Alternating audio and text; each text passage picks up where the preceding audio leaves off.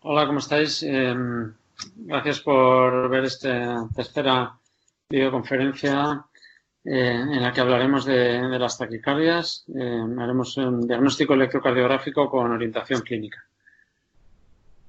En los objetivos de la videoconferencia y de igual manera que en otras previas, pues usaremos el material del curso fundamentalmente, algún electro adicional. Intentaremos buscar un enfoque práctico y todo con la idea de fijar conceptos esenciales.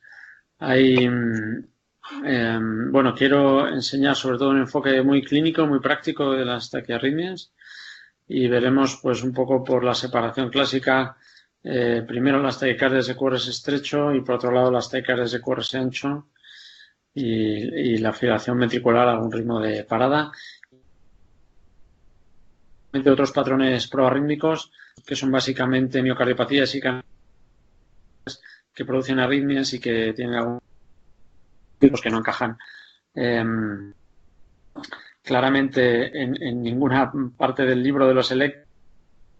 Yo prefiero enseñarlos con las taquicardias porque al final los problemas los dan sobre todo por taquicardias ventriculares. Empezamos por una taquiarritmia de forma genérica, pues se define por convención como todo aquel ritmo en el que la frecuencia cardíaca está por encima de 100. Se clasifica en taquicardia sinusal, que sería la parte, digamos, fisiológica, o taquiarritmias, que sería algo ya patológico. Pueden verse con QRS estrecho y QRS ancho. El límite de anchura del QRS está en 120 milisegundos, 3 cuadraditos. Y esto es una diferenciación pues clínica importante porque separa a la mayoría de las taquicardias ventriculares de las no ventriculares, aunque luego veremos que no es estrictamente cierto en el 100% de los casos. La tolerancia es importante, simplemente es ver qué tal maneja el paciente la taquicardia, si tiene dolor torácico, si le baja la tensión o lo contrario, si la tolera bien. Y luego está el mecanismo, ¿no? Esto sería más la base fisiopatológica de la taquicardia, que creo que, bueno, no voy a entrar en detalle, pero sí que algún aspecto es importante para entender bien por qué se producen y cuál es la relación en el electrocardiograma. La taquicardia sinusal, en primer lugar, pues es una taquicardia en la que no hay ninguna alteración real, es un ritmo sinusal que va acelerado por encima de 100 latidos por minuto y siempre hay que buscar pues causas exógenas. Hay una P delante de cada QRS y esa P es sinusal. El intervalo PR se puede acortar un poquito por la taquicardia y el ST a veces desciende un poquito de forma fisiológica, como veis ahí en la derivación 3, que es la del centro. Toda la morfología de curvas, ondas y complejos pues son normales excepto esas particularidades, y lo que hay que buscar son causas extrínsecas. Si el paciente pues tiene una infección o está en shock o tiene una embolia de pulmón, anemia, cualquier cosa, o simplemente por ejemplo puede acelerar. No tiene tratamiento específico, sería el de la causa que lo puede. Si es la ectopia auricular. Bueno, la ectopia auricular no es taquicardia. Veis aquí un electrocardiograma de 12 derivaciones en el que, entre otras cosas, hay un bloqueograma derecha y pues hay una P delante de cada QRS y aquí el quinto latido, pues donde veis la flecha hay un latido auricular precoz. Si esto es muy frecuente, pues vamos a tener una situación de taquicardia más de 100 latidos por minuto, pero está producido por estas sístoles auriculares. Esto, por supuesto, pues también puede ser estas sístoles una taquicardia como tal, pero sí que se pueden ver frecuencias pues por encima de 100. A veces vemos que nos despistan, realmente solo es una ectopia. Vamos ya a entrar en harina. Taquicardias de QRS estrecho. Las taquicardias de QRS estrecho casi siempre de origen supraventricular. Hay unas pocas taquicardias ventriculares que en determinadas circunstancias se pueden ver con QRS estrecho. Por ciento serán supraventriculares y por lo tanto más anatómicamente tiene que intervenir alguna estructura por encima del haz de His, pero no es excluyente. A veces interviene también alguna estructura por debajo. ¿Qué significa supra-His? Pues significa aurículas y nodo AV. El nodo AV va a estar siempre entre medias, filtrando el ritmo auricular. Por lo tanto, son taquicardias que nunca superan aproximadamente los 200 latidos por minuto, que de forma variable entre pacientes, pero habitualmente es el límite de conducción que tiene el nodo AV. A partir de frecuencias más elevadas, pues lo que haría es bloquear alguna, digamos, ritmos, por ejemplo, 2-1, ¿no? Como vemos en los Flutter. A veces se ven con QRS ancho. ¿Cuándo se ven con QRS ancho? Pues básicamente si hay alteración de la conducción. Puede haber una alteración de la conducción fija. Tú tienes un bloqueo de rama derecha, pues vas a ver una taquicardia de QRS ancho porque tiene el QRS ancho por un bloqueo de rama izquierda, pero no porque la taquicardia produzca un QRS. Y esto a veces es frecuencia dependiente, es decir, que hay una rama que está enferma, pero no está completamente afectada a la conducción y en ritmo sinusal a 60 es capaz de conducir, pero cuando se pone el corazón a 190, pues no es capaz de conducir. Bloqueo de rama con la taquicardia, QRS ancho, taquicardia QRS ancho nos despista, nos preocupa, luego el paciente en sinusal a lo mejor tiene un QRS normal, pero eso es un bloqueo de rama frecuencia dependiente. En general, taquicardia QRS estrecho, lo primero que hay que ver es la estabilidad clínica. Si está inestable, baja tensión, dolor torácico, bajo nivel de conciencia, pues hay que sedar al paciente, o si está a punto de sincoparse, pues esperar y hacer una cardioversión sincronizada. Si el paciente está estable, hay que hacer un electroderivación y si hay que hacer diagnóstico diferencial. Ahora vamos a explicar en cada taquicardia cómo es el diagnóstico diferencial.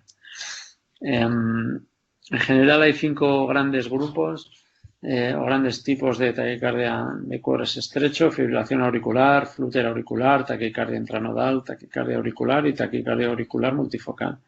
Vamos a ir uno por uno y luego vamos enseñando este esquema que resume un poquito las características de cada taquicardia. La FA. La FA es el ritmo más frecuente tras ritmo sinusal, es más o menos el 1 o 2% de la población general, casi el 5% en ancianos. El mecanismo es múltiple y no está completamente definido y se asocia sobre todo a cardiopatías y a degeneración del tejido auricular por la edad, un crecimiento aurícula izquierda. ¿Qué vemos en el ritmo? Pues vemos un ritmo que sobre todo es irregular, como en esta tira que vemos ahí, no hay ningún patrón y la mayoría de los ritmos con RRs irregulares no van a ser otra cosa que fibrilación auricular. ¿Qué se ve en la actividad auricular, digamos, en la fibrilación auricular? Pues puede pasar que no la veamos, que sea incierta, o puede ser que veamos ondas que parecen ondas P, pero son irregulares. Se llaman ondas F, no son nunca ondas P, y si no tenemos muy claro que haya una onda P, pues hay que sospechar fibrilación auricular. Esto es un poco el esquema de cómo se produce la fibrilación auricular en el corazón, en la zona de las aurículas, empezando en la aurícula izquierda, pero luego también en la aurícula derecha. Hay multitud de ondas, circuitos y reentradas que producen una actividad caótica y estas ondas F que van a más de 300 latidos por minuto. El nodo AV filtra esta frecuencia y transmite en verde un latido hacia los ventrículos a un ritmo pues, determinado por la conducción del nodo AV. Esto es un electrodo de derivaciones en fibrilación auricular. Veis que el ritmo entre RR son muy irregulares. Probablemente sea FA. Nos vamos a derivaciones inferiores donde solemos ver onda P como 2,3 AVF y vemos que no hay claramente ondas P. ¿Qué frecuencia suele tener la fibrilación auricular? Una frecuencia en reposo entre 90 y 100. Esa es la frecuencia ideal que buscamos cuando tratamos la fibrilación auricular. A partir de eso pues, se puede considerar tratar con bradicardizantes. La duración se clasifica en tres, digamos, en tres categorías. Incierta, que son todas aquellas de nuevo diagnóstico, y luego paroxística, persistente o permanente. La paroxística sería una fibrilación auricular que dura menos de 7 días y cardiovierte viene espontáneamente o bien por fármacos porque estamos en tratamiento de control del ritmo. La fibrilación auricular persistente es aquella que dura más de 7 días o se cardiovierte eléctricamente y se llama de larga duración cuando está a más de un año. ¿Cuándo denominamos una fibrilación auricular como permanente? Pues es aquella en la que los médicos no hacemos un intento de cardiovertir al paciente y el paciente tampoco cardiovierte espontáneamente. De manera que tanto el médico como el paciente o digamos que el paciente tiene la FA como ritmo de base y el paciente asume y no intenta pelearlo. Pone a lo mejor fármacos para controlar la frecuencia si es necesario, pero no intenta dar antiarrítmicos. O la repercusión clínica pues se clasifica por 4 categorías de Lara según el nivel de síntomas, un poco parecido a la NIF. En resumen, ondas P, hay una línea de base irregular y nunca va a tener un patrón regular, excepto una sola situación, que tengas un bloqueo V y entonces la FA se convierta en regular porque ya no es el ritmo auricular el que conduce, sino que es un ritmo de escape. En el resto de casos, línea de base irregular y patrón irregular. Hay un riesgo de embolia que viene dado por el VASC y en función de eso hay que anticoagular. Si el riesgo de embolia es bajo porque quiero decir, ante una fibrilación auricular de nueva aparición, pues consideramos oxígeno y a duraciones de menos de 48 horas. Pues intentar hacer cardioversión farmacológica y si falla cardioversión eléctrica, si el riesgo de embolia es muy alto o dura más de 48 horas o es una duración desconocida, habría que controlar la frecuencia y valorar la anticoagulación antes de hacer una cardioversión. Vamos con el flutter. El flutter es un ritmo auricular regular a 300 latidos por minuto. Es un circuito anatómico de los pacientes, por eso en todos los pacientes va a 300. Que hace el nodo AV, filtra esa frecuencia y va a conducir al ventrículo en divisores de 300. Puede ser 150, 75, puede ser irregular, algunos latidos a 150, y se produce por un mecanismo de reentrada. Es un circuito que ahora lo veréis en el dibujo. Es muy estable, pero puede girar en dos sentidos. El típico, el o común sería flutter típico común y el sería el flutter típico no común. Luego hay flúteres atípicos, que son circuitos fuera del sitio anatómico habitual. Ahora os lo voy a en regular y característica, ondas F, en línea de base y la conducción a V es variable, pero características son estos patrones 2-1, 3-1, 4-1. Esta actividad auricular característica pues son las ondas F, pendiente de ascenso del signo del flujo antihorario o común, y si lo veis en grande, desde sierra en este sentido. El flutter no común es una pendiente de descenso rápido, ascenso lento. Este es el circuito que se produce en el anillo. Bueno, no es un anillo anatómico, pero en realidad es electrofisiológico, es una acción específica por unas zonas de la aurícula que rodea la aurícula, baja por el septo y cruza esta zona que es el cabo tricuspidio. Y esa es la zona que los electrofisiólogos ablacionan o queman para interrumpir este circuito y de esa manera es una arritmia que se puede curar en un muy alto porcentaje de casos y casi es la primera indicación la ablación en presencia de esta arritmia.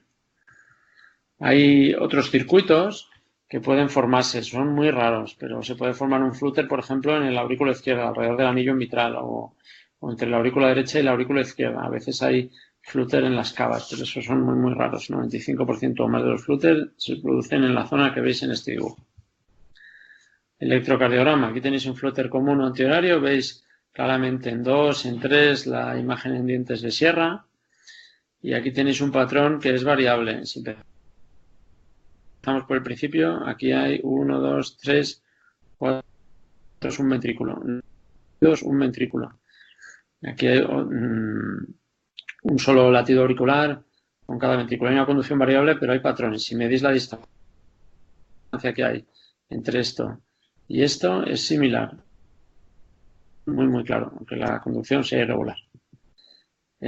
Aquí hay otro electrocardiograma de un flutter no común u horario, que parece que vais positivo en cara inferior. Y además tiene bloqueo de rama izquierda. Este patrón es más fijo, veis que hay mucha regularidad, primero, segundo, tercer, cuarto, quinto latido, luego ahí se bloquea una onda F+, parece 4-1 y luego vuelve a 3-1, lo veis en los 5 o 6 últimos latidos. Son patrones muy regulares. El flutter auricular, recordad, ondas F, típico que vaya con bloqueo 2-1 y entonces tengamos una frecuencia ventricular de 150 latidos por minuto, siempre tiene patrón. La velocidad es estable, 200, siempre 150 cuando va 2-1. Se maneja como la fibrilación auricular a nivel de anticoagulación y de tratamiento, pero es verdad que el control de frecuencia es más dificultoso y es más frecuente tener que usar cardio. Los fármacos que tenéis ahí a la derecha son menos eficaces, pero son los mismos que se usan en la fibrilación auricular. Tratamiento definitivo sería la ablación. Vamos con la taquicardia intranodal o taquicardia por reentrada intranodal. Puede ser también común o no común. Es la taquicardia supraventricular más frecuente tras la fibrilación auricular.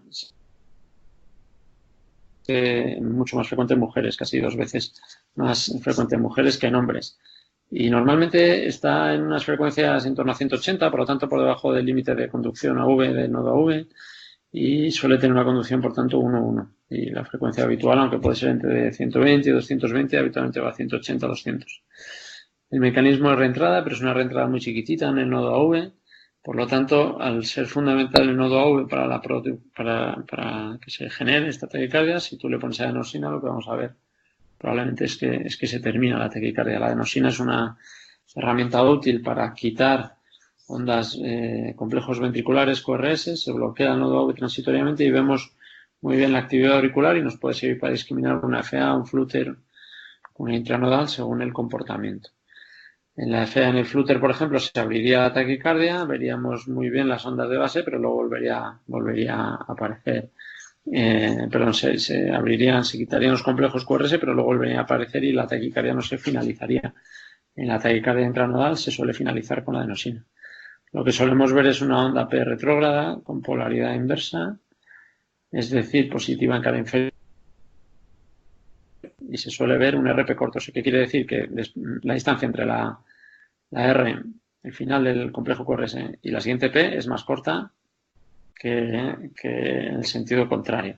Aquí lo vais a ver muy bien, que es esta muesca final que hay después del QRS. En resumen, en la intranodal veremos una actividad auricular no discernible, como mucho vamos a ver una P retrógrada en la intranodal común, pero es muy frecuente que no seamos capaces de distinguir la actividad auricular. Si yo no os digo que esto es una intranodal, en ese electro me podríais decir que no hay actividad auricular apreciable. La conducción AV suele ser 1-1, la frecuencia está en torno a 180 y tiene una clínica muy típica que es la más característica de las taquicardias supraventriculares. Son paroxísticos que vienen cuando quieren, se van cuando quieren, normalmente inician y se suele notar el latido en el cuello. ¿Por qué? Porque cuando se genera el impulso, baja para el ventrículo, os lo voy a enseñar aquí en este dibujo, se genera el impulso, baja un latido hacia el ventrículo y sube uno hacia las aurículas. El que sube hacia las aurículas lo que hace es una contracción con las AV cerradas y entonces sube bruscamente un latido yugular. Por eso podemos ver una especie de sensación de latido en el cuello que también pueden notar los pacientes y que se llama a veces signo de la rana.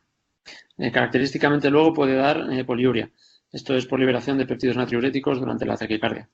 Y a veces pues, nos ayuda mucho a diagnosticarlos. Una mujer de edad media que te cuenta paroxismos de taquicardia, que dice que nota las palpitaciones en el cuello más que en el corazón y que cuando termina le entran ganas de orinar. Alta probabilidad de que sea una taquicardia intranodal. En el electrocardiograma de 12 derivaciones pues veremos a estas frecuencias que estamos hablando. Y no va a haber actividad auricular claramente discernible. Os voy a enseñar ahora un electrocardiograma en el que sí que vamos a distinguir esta onda P retrógrada y lo vamos a ver con el manejo que se le dio a este paciente, que era una mujer de 56 años con una intranodal. Se le hizo masaje del seno y aquí veis la tira, veis estas moscas en los QRS, vemos que se hace masaje del seno y que la taquicardia en esta zona se termina. Y después ya hay un latido sinusal y veis marcado con flecha roja que ya no existe esa muesca que es positiva en cara inferior, ¿de acuerdo? Y que significa esa onda P retrógrada, ¿de acuerdo? Lo veis ahí y veis que desaparece, ¿de acuerdo? En resumen, taquicardia intranodal se corta con adenosina, se suele ver una pseudo S en cara inferior, que sería una muesca negativa. En ese electrocardiograma que yo os he enseñado era positiva. Y se suele ver una pseudo R en V1, es decir, una pequeña muesca positiva al final del QRS en V1. Cuando ponemos adenosina, la taquicardia se finaliza. Se explica normalmente que puede haber frecuencias futuras, se explican las maniobras vagales que pueden cortar la taquicardia. En algunas ocasiones podemos poner betabloqueantes, incluso una de flecainida, pero en pacientes que tienen mucha clínica, pues el tratamiento definitivo son los betabloqueantes. En la taquicardia auricular, lo que vemos es una repetición de una ectopia auricular a una frecuencia elevada. La frecuencia es muy variable. Normalmente no es demasiado elevada, suele ser a lo mejor 140 latidos por minuto. Es un mecanismo de automatismo, no interviene el nodo AV, por lo tanto la adenosina no tiene ningún efecto terapéutico habitualmente, solo sirve para diagnosticar. Te quita de en medio los QRS y lo que verás es una onda P que no es sinusal, pero que es onda P, no es una onda F de FA ni onda F de Flutter. A veces, si no tenemos el electrocardiograma en ritmo sinusal, pues puede ser difícil, digamos, estar seguros de que esta taquicardia auricular no es simplemente una taquicardia sinusal, especialmente si esa taquicardia auricular es muy alta, si viene de cerca del nodo sinusal, podemos ver pues unas morfologías de la P muy parecidas. Aquí tenemos en estos trazados una onda P que claramente no es sinusal, veis que es negativa en cara inferior, en 2, en 3 en AVF es negativa, o sea que aquí no tendríamos mucha duda de que esta P no es sinusal, es una taquicardia auricular con un foco relativamente bajo. Aquí veis cómo funciona, tendríamos un foco automático, que en este caso sería muy alto, cerca del nodo sinusal. De este foco llegaría el estímulo hasta el nodo AV y del nodo AV pues se transmitiría hacia los ventrículos. En resumen, la taquicardia auricular con adenosina pues va a tener una respuesta variable, habitualmente no hace nada, a veces se puede ralentizar un poquito, raramente se puede detener y tiene una onda P parecida al ritmo sinusal. Se trata normalmente con fármacos que ayudan con el automatismo, como el verapamilo, aunque a veces usamos también betabloqueantes o diltiazem. Si estuviera el paciente en fallo usaríamos amiodarona y la cardioversión eléctrica se puede hacer, pero normalmente no es muy eficaz porque no detiene el automatismo y la taquicardia pues persiste. La taquicardia auricular multifocal sería una variante de la taquicardia auricular que se ha descrito como aquella en la que hay al menos 3 morfologías de P diferentes. Típicamente se ve en pacientes EPOC reagudizados y es lo mismo, es un automatismo pero con varios focos compitiendo entre sí. Se ve un PR variable según la distancia de la onda P al nodo AV y la adenosina pues produce efectos similares a lo que se ve en la taquicardia auricular y además si veis esta morfología no lo se recomienda porque la adenosina puede favorecer el broncoespasmo. Aquí veis que hay al menos 3 morfologías de onda P y esto pues por definición es una taquicardia auricular multifocal. Veis varios focos en las aurículas que van al nodo AV, del nodo AV a los ventrículos. El manejo pues el mismo que la taquicardia auricular, habitualmente mejora sobre todo tratando la enfermedad de base si es una reagudización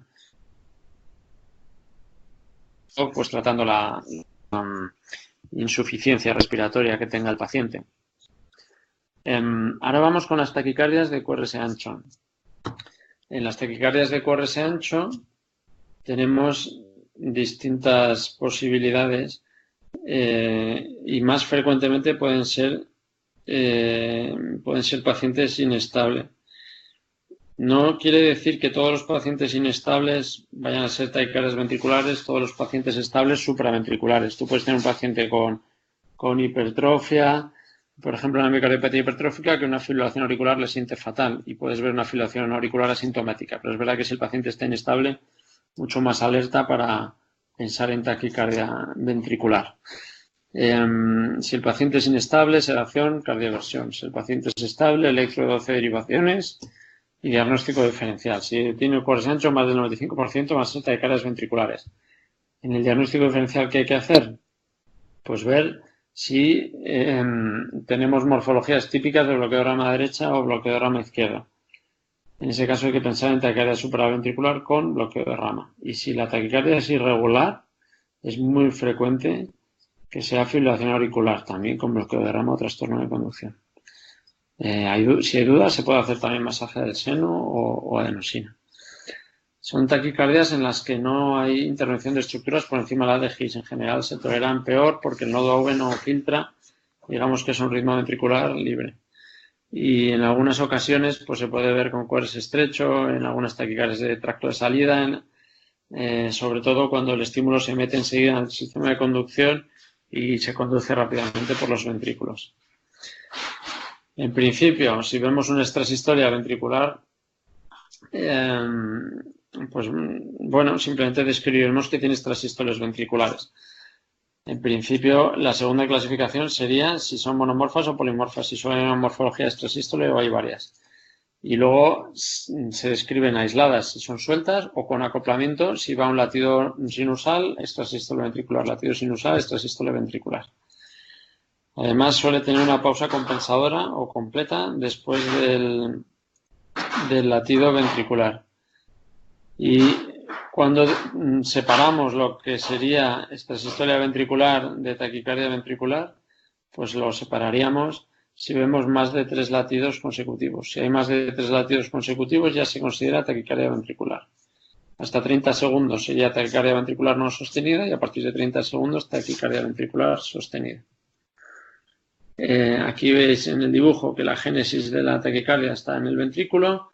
Esta sería una taquicardia por automatismo, podría haber taquicardias por reentrada, pero todo el corazón se despolariza a través de los ventrículos. El latido sinusal, el nodo sinusal seguiría activo, pero en algún punto del trayecto se bloquearía porque encontraría casi siempre a los ventrículos despolarizados. Entonces lo hemos definido como más de 3 latidos, de ritmo más de 100 latidos por minuto y originado por debajo de la de His. Ya hemos dicho que sostenida si tiene más de 30 segundos. Y el mecanismo más frecuente es por reentrada. Reentrada por cicatrices de infarto antiguo. Se producen circuitos en los taquicardias en el ventrículo. Los otros mecanismos pasaremos un poco rápido, pero muy en resumen tendríamos el automatismo anormal, que sería lo que sucede en un infarto agudo de miocardio y produce la fibrilación ventricular, y la actividad desencadenada por potenciales, que es un mecanismo frecuente en taquicardias ventriculares polimórficas de miocardiopatías que veremos al final de esta clase. En la morfología, pues monomorfa cuando son todos latidos similares y polimorfa cuando cada latido es diferente. Lo veremos más adelante y este sería el mecanismo pues, más frecuente. Una reentrada, esto sería un infarto pues, apical en el que ha habido una cicatrización de la zona infartada y hay zonas que conducen, zonas que no conducen y se produce una reentrada y ante determinados estímulos se puede establecer un circuito ahí que genere un ritmo anómalo para el paciente. ¿Cómo se hace el diagnóstico electrocardiográfico? Bueno, pues lo primero, vamos a decir los criterios que no son diagnósticos. La frecuencia cardíaca no es un criterio diagnóstico ni de TV ni de supraventricular. No tienen que ser necesariamente ni más rápidas ni más lentas que la supraventricular. Y la tolerancia hemodinámica, aunque ya hemos dicho que suele ser peor, tampoco es necesariamente, si cogemos un paciente individual, no debe ser un criterio para diagnosticar si es una taquicardia ventricular o no. ¿Qué criterios son diagnósticos de verdad? Hay 5 o 6. Vamos a verlos despacio. Cambio de eje. El cambio de eje quiere decir que hay más de 40 grados de diferencia. Esto puede ser difícil de saber si no tienes un electrón ritmo sinusal, pero cuando veáis un eje muy extremo, la probabilidad de taquicardia ventricular es muy, muy alta.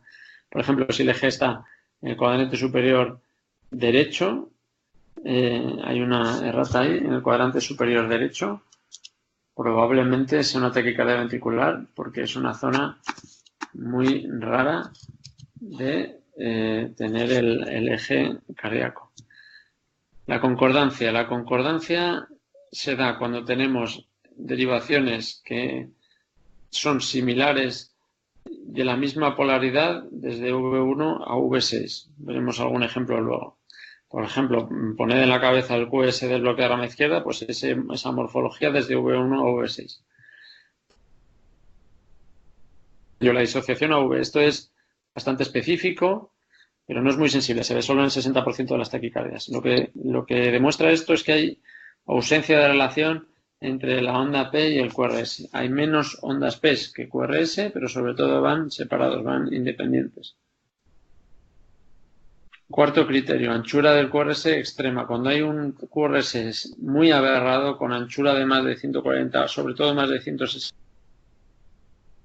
segundos, es muy probable que el origen sea ventricular y no supraventricular. En general, la media de los QRS es más ancha en las taquicardias ventriculares que en las supraventriculares. Y el quinto criterio diagnóstico sería la aparición de capturas o de fusiones, que son mezclas entre el latido que proviene, el estímulo que viene del ritmo sinusal, del nodo sinusal, y el estímulo que viene del foco de la taquicardia ventricular o de la reentrada de la taquicardia ventricular. Todo esto se resume en diferentes algoritmos, como los de Brugada, lo tenéis en el manual, y otros criterios morfológicos que también tenéis en el manual. Vamos a ver algún ejemplo y poner en la práctica esto que hemos explicado. Por ejemplo, esta taquicardia pues es de QRS ancho, más de 120 milímetros de QRS. Podemos ir a V1 y ver que tiene morfología de bloqueo de rama derecha y nos pueden entrar dudas de si esto es, por ejemplo, un flúter, porque va casi a 150, podría ser un flúter con bloqueo de rama derecha. Y entonces, pues vemos también que no hay concordancia, que no hay un eje demasiado raro, pero si vemos la tira de ritmo abajo, con las flechas os he marcado ondas PES, ¿no? Yo, si estuviera haciendo el diagnóstico diferencial con un flúter, buscaría actividad auricular, veo que no hay ondas F, tampoco hay ondas P clara, pero de vez en cuando sí, con las flechas hay alguna onda P. ¿Eso qué son? Son las ondas P que el nodo sinusal está emitiendo. Eso se llama disociación auriculoventricular. Veis que hay además menos ondas P que QRS y es un criterio diagnóstico de taquicardia ventricular. Esta sería otra taquicardia. Aquí vemos que también hay morfología de bloqueo de rama derecha. Vemos que no hay concordancia, pero cuando voy a mirar el eje, veo que el eje es positivo en AVR. Esto es extremadamente raro. La probabilidad de taquicardia ventricular es muy alta. Además, si hago zoom, se ve algún signo de disociación auriculoventricular. Aquí esta muesca en la parte ascendente de este complejo RS, pues tiene una muesca, que aquí hay otra, y que probablemente se deba a la onda P que está deformando ese complejo. Y si además veis este latido que está aquí, que se ve en V4, V5, V6, se ve en 2, vemos que es un latido de fusión probablemente. Para saber si es exactamente una captura o una fusión tendríamos que tener un QRS, digamos un electronritmo sinusal, pero esto probablemente sea una fusión. Veis que es un complejo que no es el de la taquicardia, que probablemente tampoco sea exactamente el complejo sinusal porque está bastante aberrado y con QRS ancho, y eso con muy alta probabilidad es una fusión. Aquí veis también otra onda P que deforma la onda T, sería otro signo de disociación aguda. ¿Qué otras taquicardias ventriculares monomorfas, aparte de las del infarto, tenemos? Pues hay muchas, pero las más frecuentes son las taquicardias del tracto de salida. Son taquicardias que normalmente tienen eje inferior y que se parecen mucho a un bloqueo de rama izquierda o un bloqueo de rama derecha. Además suelen tener un QRS relativamente estrecho porque enseguida las taquicardias se meten en el sistema de conducción. Y son taquicardias que son también ablacionables. Son idiopáticas, se pueden ver en pacientes jóvenes, no es la típica de paciente cardiópata, es más bien de pacientes jóvenes. Luego están las taquicardias rama-rama, fasciculares, de anillo mitral, son taquicardias más raras en las que, bueno, no vamos a entrar hoy en profundidad.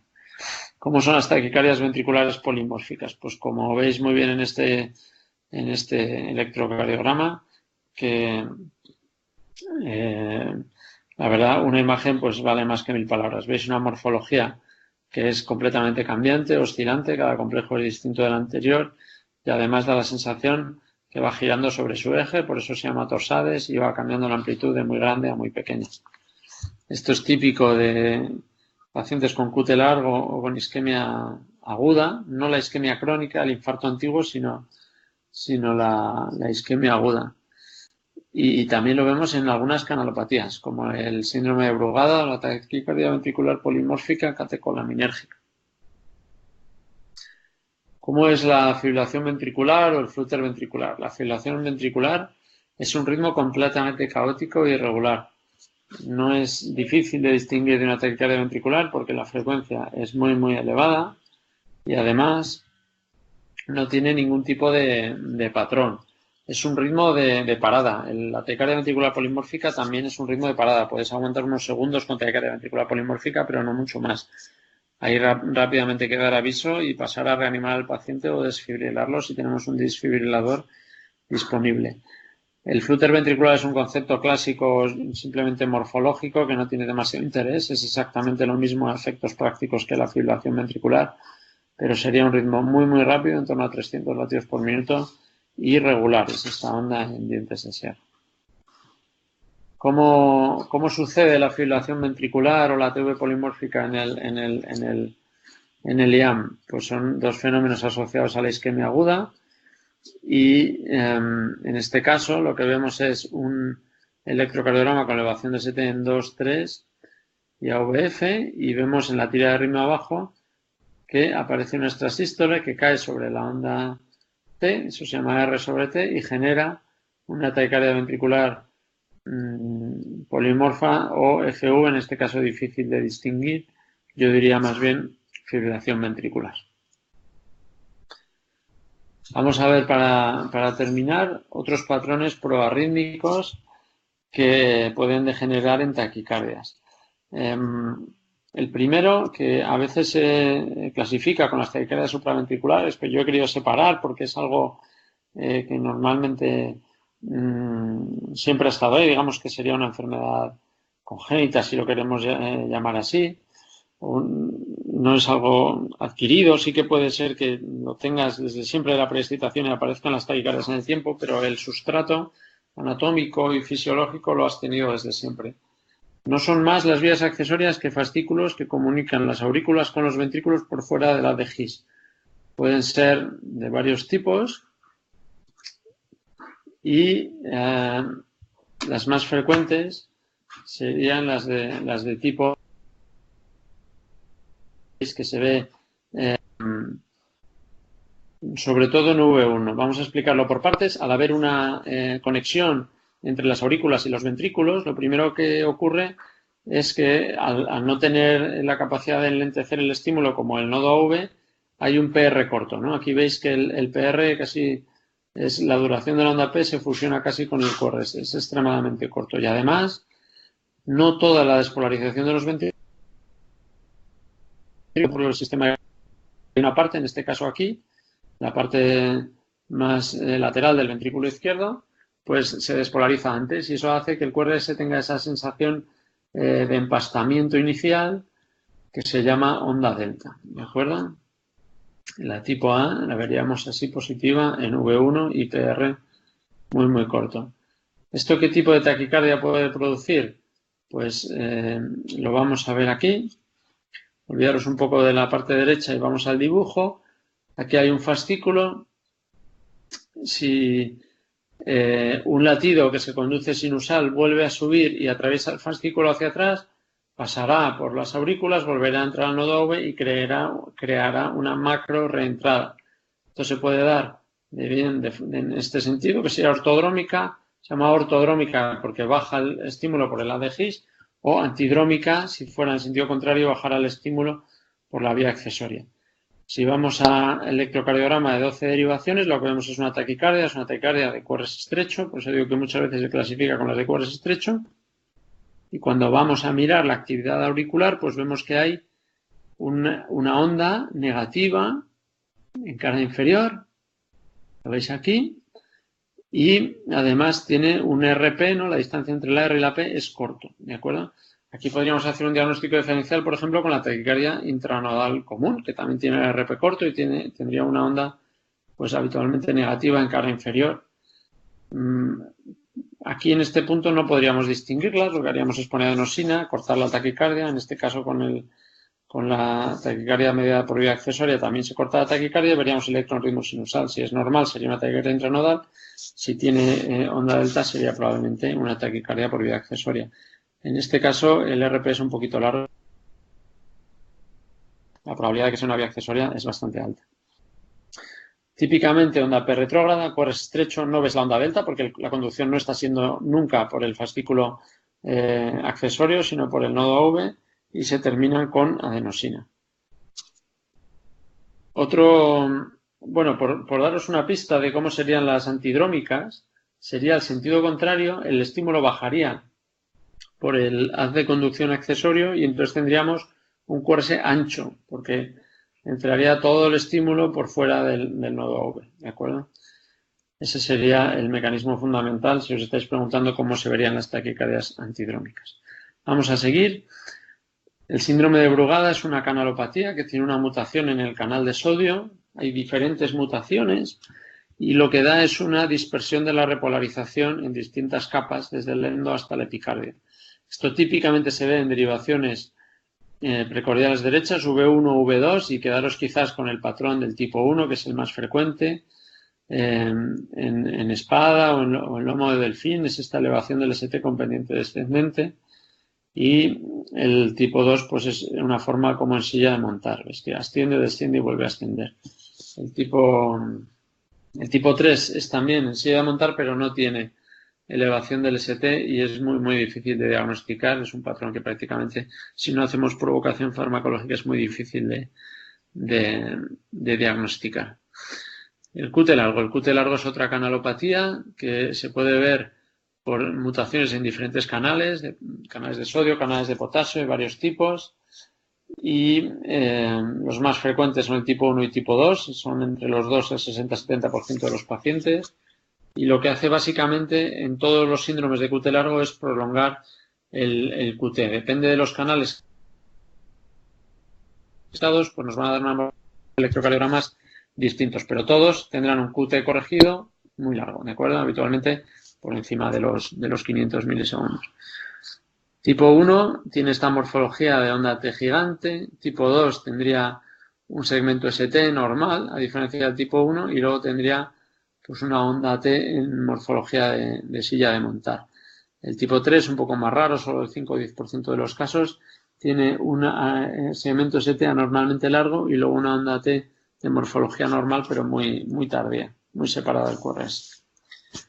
La displasia de ventrículo derecho es una mutación también por la que se sustituyen células sobre todo del ventrículo derecho, aunque puede afectar también al ventrículo izquierdo, se sustituyen, se pierde masa, digamos, de miocitos y se sustituye por grasa. Eso produce un tejido displásico que favorece las arritmias ventriculares y es una causa frecuente de muerte súbita en jóvenes también. Es poco frecuente. Y la característica típica o el patrón típico electrocardiográfico, lo veis aquí, se ven precordiales derechas, V1, V2, V3 y se llama onda epsilon, es una muesca terminal del QRS, no es fácil de diagnosticar. Normalmente hay a veces también alteraciones acompañantes en la onda T como ondas T negativas.